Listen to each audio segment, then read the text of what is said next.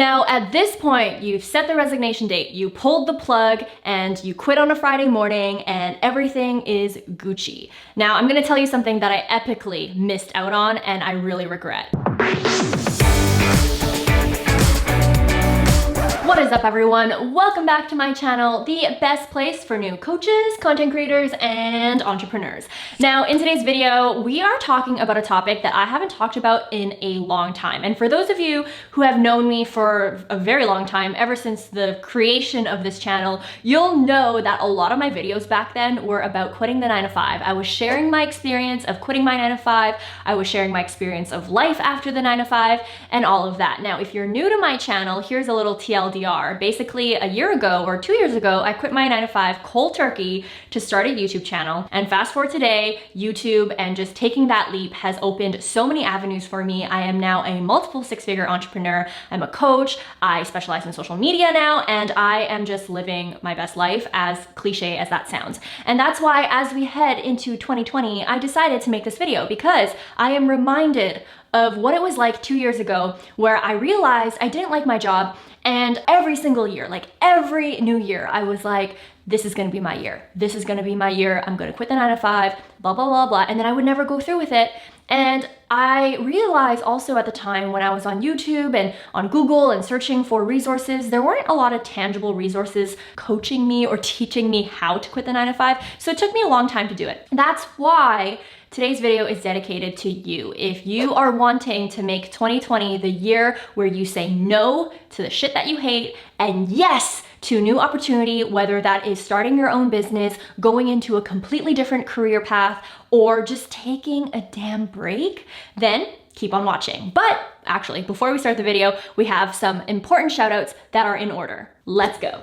Before we dive into this week's awesome video, we want to shout out the comment and YouTube channel of the week. Thank you so much for leaving these kind messages onto last week's video. Not only this, we also want to shout out the Instagram story and profile of the week as well.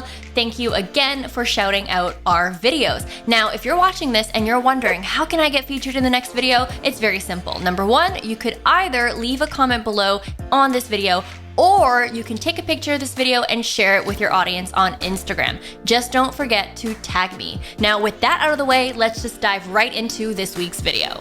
All right, so let's start with the very first thing that I did that made me realize that I was ready to quit the 9-to-5. Because if you're watching this video, you might be really on the borderline teeter-totter area zone where you're like, should I, shouldn't I, should I, shouldn't I? Is this the best idea of my life or the worst idea of my life?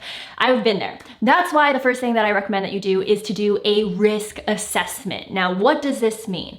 This means that I want you to create 2 columns. Okay, we're gonna do this together. Let's do 2 columns. My video editor, put the 2 columns there. Okay, we're gonna do 2 columns. The first column is I want you to write the things that you feel are going to be the worst possible things that could happen if you were to quit your job. So this could be, I'm going to run out of money. Or this could be, I'm going to need to move out of my apartment. You know what I mean. Just think about the worst things that could possibly happen if you were to quit your 9-to-5, okay? And then in the second column, I want you to think about what you would do to fix that problem. So for example, one of the biggest fears that I had when I was gonna quit the 9-to-5 was I can't pay my rent. That was the worst thing I could think of for quitting the 9-to-5, or one of the worst things. And then afterwards, in the column right beside it, right next to it, I said, okay, this is what I'm going to do. I'm going to move back home to live with my mom. And that's what I did, okay?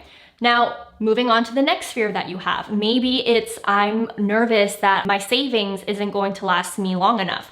Okay, great, you've identified that problem. Ask yourself, how are you gonna fix it? For me, I wrote, if I run out of my savings, I'll take a part-time job. And that's what I did. And so by doing this exercise and really putting it down on paper, I realized that for every single possible bad thing that could happen, I had a solution for it. And that solution I was happy with. It wasn't as bad as I had made it sound or feel like in my head or in my heart. And so when I did this risk assessment, I realized, I actually have a solution for everything. And so quitting my job doesn't seem that bad after all. And this was really the catalyst of what gave me the permission to quit eventually. And so I highly recommend that you do that for yourself and you really do a risk assessment and think about all the things that you could possibly do to fix or solve any of the worst case scenarios that are in your mind. Now, if you're someone who's doing this risk assessment and you realize that, I actually need this 9 to 5. I don't really have a solution to any of these problems, or the solutions that I came up with, I'm not willing to do, I'm not willing to sacrifice for,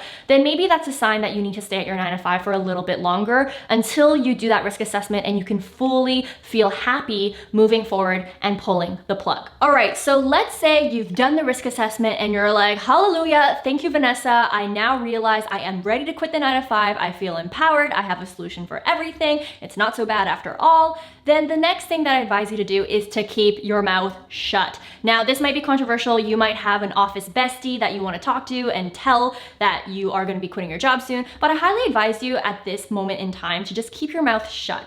And the reason why I say this is because office gossip is real, and a lot of times, sometimes you might feel like you're ready to quit the 9 to 5 and then you go telling everyone, and then after you realize, actually I changed my mind, I want to stay here. And that can cause a lot of problems for you, and it can also cause people to really gossip and share fake news if it's not actually something that you're committing to. That's why I really highly advise that if you want to quit your 9 to 5, really keep it to yourself for now. Now, that leads me to the next tip though, and that is to at least tell your boss. Now, this is a little bit controversial because I didn't even tell my boss when I was thinking of quitting, but in hindsight, I really wish that I did. And that's why I'm including this in this video. Now, I'm not saying that you need to tell your boss months in advance before you quit, but I think that it's nice to give your boss a heads up leading up to you handing in your letter of resignation. And the reason why I say this is because if you really love your boss or you care about your manager, then this is a really big courtesy to them, because a lot of times managers, their KPI and what they're evaluated on in terms of performance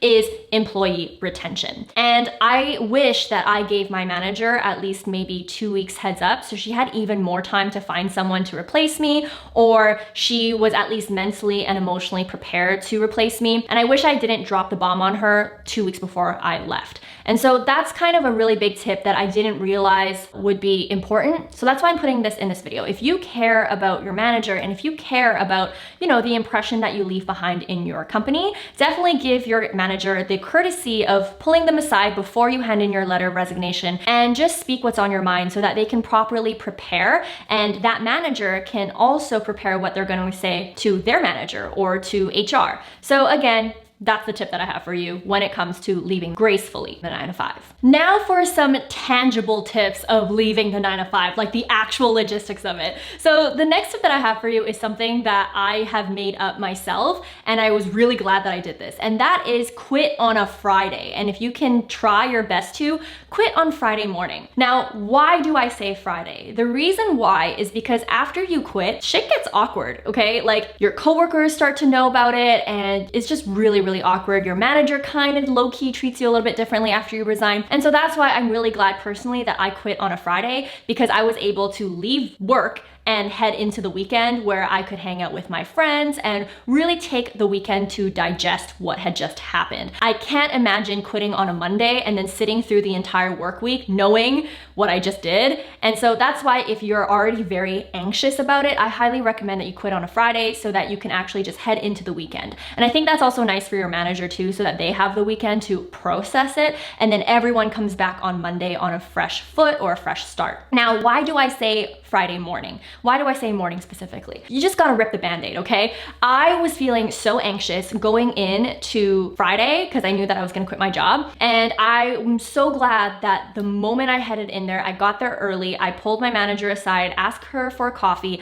and then I dropped the bomb. I can't imagine sitting through the entire work day just knowing that I'm gonna be quitting my job soon. And I think that if you don't want to sit in that anxiety, it's just so nice to be able to get it out of the way straight away, rip the band-aid Friday morning. morning. Now, moving on, after you've dropped the bomb and you're telling your manager that you are resigning, the next tip that I have for you is to be firm. Be firm on the date that you've set, that you say that you're going to leave. Whether it's 2 weeks notice, 3 weeks notice, a month notice, doesn't matter. Really try to be firm, because many managers, and this has happened to me and it happened to my friends and everything like that, they'll try their very best to squeeze every little ounce out of you, and they're going to try to negotiate with you and see if you can extend even longer. And I don't blame them. 2 weeks to replace someone is not a lot of time. And so your manager or your boss or HR or whoever is always going to try their very best to see if you can extend your resignation date. I'm telling you this right now because I have a feeling if you're watching this, you might be a people pleaser and you might crumble under the pressure. So that's why I'm giving you a heads up to prepare for that and make sure that you are firm, because a lot of times you might feel guilty and you might feel bad, but this is really a chance for you to put your own needs first and really promise them that during the time from the moment you resign to the moment that you're actually leaving the company, you're gonna try your very best to help them find a replacement or to help them off-board and on-board and wrap up important projects and everything like that. But the date is the date, because it's happened to a lot of my friends where they originally set a date and then they feel bad, so then they extend it, and then they feel bad again, and then they extend it. And now instead of 2 weeks notice, they're basically still at the company for another 2 months before they can actually resign, because they get sucked in and they feel bad. That's why, again, I'm putting this in this video to give you a heads up and to really encourage you to be firm and stick with the date that you set as your resignation date. Now, at this point, you've set the resignation date, you pulled the plug and you quit on a Friday morning and everything is Gucci. Now, I'm gonna tell you something that I epically missed out on and I really regret. And that is, make sure that you take advantage of your benefits, especially if you are someone who is thinking of going into entrepreneurship and being self-employed.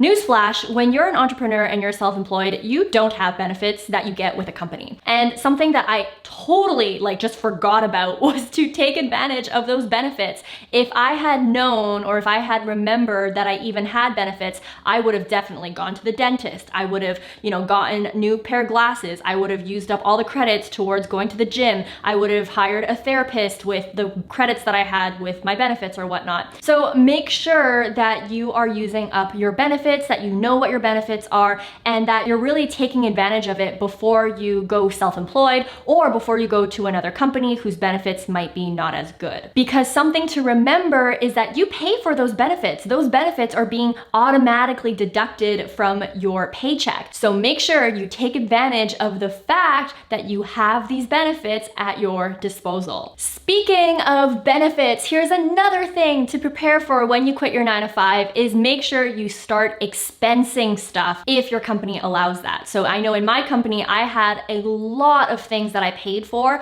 using my credit card that technically I should have expensed, but I was too lazy to. So make sure you do it right away or even before you resign, because it takes a while for that company to pay you the things that they owe you, and there's a lot of paperwork involved, and it's a lot harder to track these things if you're no longer at the company. So in my case, I had thousands of dollars of expenses that I had covered using my credit card, but technically it was for my job. And so I literally waited until the last minute to expense everything. And so by the time that I left, I didn't have access to my company computer. I didn't have access to my company email. So I never knew when I would get paid, if any of the expenses went through, or if there was anything wrong, I wouldn't have known. And that created a lot of anxiety for me because there was a lot of money I was waiting for. So that's why if you are in a company where you have been using your credit card and you need to get that stuff reimbursed, make sure that you do that before you quit or in advance, because that would totally suck if you lose out on the money that technically was for your company. All right, so far in this video, I went through a lot of the things that many people don't think about when they're quitting the 9-to-5, but this is one of the most important things that I have to say, and that is don't burn any bridges. And this kind of goes back to the earlier tips where I said to think about your manager, think about the relationships that you already have formed in the company. Even if you didn't enjoy your time at the company or you felt mistreated and whatnot, that doesn't give you a free pass to be a jerk. A lot of the times these companies have invested a lot of money, resources, and time to train you. And I think that it's important to feel grateful with the exception that you are also making sure you're putting yourself first, obviously, but I think it's important to not burn any bridges. This means that don't trash talk your company, don't trash talk your manager, keep office gossip at minimum. So even after you quit, just keep your emotions to yourself. I think that's really important. And as you are wrapping up your job and as you are preparing to fully leave the company, really put in the work to make sure that they are in good hands. Help them find their replacement. Really go above and beyond with the transitioning. Really help to clean up your desktop and clean up the folders and files so that you're not leaving a huge mess behind. I think that is a common courtesy that your company deserves through them training you, through them giving you mentorship, through them giving you benefits and all of that. And so all in all, even if you didn't enjoy your time there, do make sure that you aren't burning bridges, because you never know, years later, months later, if you're finding another job or even if you become an entrepreneur, these relationships matter. Anyways, guys, I really hope that you enjoyed today's video. I had a lot of fun doing this video. It really took me back to the beginning stages of my channel where I was doing topics like this. So I really hope that you enjoyed it as much as I did. Now, usually on this channel, I talk more about entrepreneurship, marketing, social media, and coaching. So if you're interested in any of those topics, make sure you check out these two videos that I have right here. As always, guys, I hope you guys have a great day, a great week, and a great life, and I'll see you in the next one. Bye, guys.